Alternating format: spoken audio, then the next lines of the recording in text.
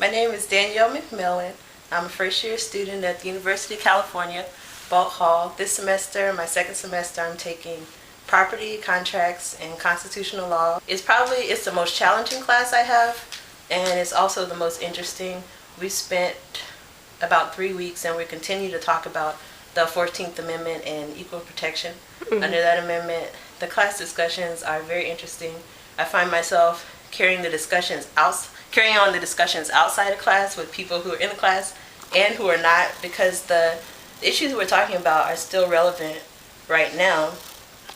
We started off with Brown versus Board of Education, of course. That's where everything started. But even right now, there's cases going to the Supreme Court that have to do with segregation in the public schools and in higher education. I'm sure you are aware of Prop 209 that was passed in California. It's still heavily debated, and we have had discussions about that in class and people feeling differently.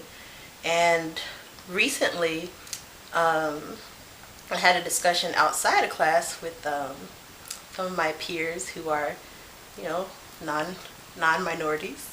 It was a very interesting discussion. I thought I was going out for beers and to relax, and we ended up talking about affirmative action, even though nobody mentioned the word affirmative action. I actually brought it up. There was one friend of mine or acquaintance of mine who was very upset that she had not received diversity scholarships, even though she had applied to numerous scholarships. She was an immigrant. She came to this country when she was 8 years old. She had to learn English, and I think she had a very interesting background, but she was discouraged. I should mention she was not a minority, that she had never received a diversity scholarship. So we got into a long debate. There were about 8 of us gathered around the table, and I felt like I didn't want to be the spokesperson for Black people because I don't feel like that's my job. But I went away from the conversation feeling very discouraged about some of the opinions that were expressed and some of the things that were implied by what they were saying. Could you give me an example? For example, I'm not going to use their exact words because I can't verbatim remember what they were talking about. But I can tell you how I felt. I felt like they were saying I got into Boalt because I was Black, which at Stanford I got the same thing. I got into Stanford because I was Black and because I was an athlete. None of which were true. I worked really hard in high school. Are they aware of what Prop 209 is and what it does, or? I don't think so, because I don't think so. There were some people in the discussion who were very aware, some non-minorities who obviously knew the background and knew what the reality was. The debate was about diversity scholarships and race-based distribution of scholarships. Okay. So, and I know at Berkeley, is this right? Diversity scholarships are not need based, and also diversity it's a broader definition of diversity. Diversity doesn't just mean minority; it means diversity of background. People who've gone through different types of hardships are also eligible for those scholarships. Okay. So go back to telling me again how you were feeling during this conversation. There was one other minority there. She was Filipino, who was a friend of mine, and we just were looking at each other like, I just want to enjoy my beer. Why am I having to talk about this? And it was a kind of conversation where we were talking with other people, and this conversation was going on over here, but your ears perked up like, what are they talking about? So I had to, break away and listen to what they were saying. And there was one other, I'll call her like sympathetic person who actually knew the history of 209.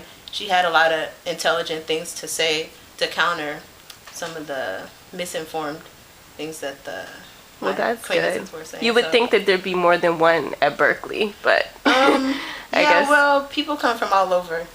Right. To come to Berkeley, so you have people from different backgrounds and levels of knowledge, and just having one person say, well, I've never experienced white privilege, and this person being like, I won't say anything disparaging, but white male, he was a white male saying, I never experienced white privilege, and I was like, and I didn't want to attack the person, I just wanted to help them understand more you know, the realities of America, like Barack Obama was saying, the realities of America, the history of America, and I want you to do it with humor. So I told him, you know, you and me, if we took a trip to Alabama, who you think would have the best experience? And I don't know if he got that, and like some people use terms and we understand them differently. Like white privilege, what does that mean to a white person? Like somebody handing you money because you're white? Not, and for a black person, what does white privilege mean? Like being black, it means, oh gosh, I'm gonna start talking about that past. Like, you know, white privilege doesn't necessarily mean you affirmatively receive something. It might mean that you are protected from things that other people experience on a day-to-day level, like, you know, being called the N-word. You know, I've been called that plenty of times by rednecks. So, or your intellect being questioned, like, or your qualifications for being where you are, which happened to you here at Berkeley, one of the places where you don't expect that kind of thing to happen. We definitely get into that discussion in con law.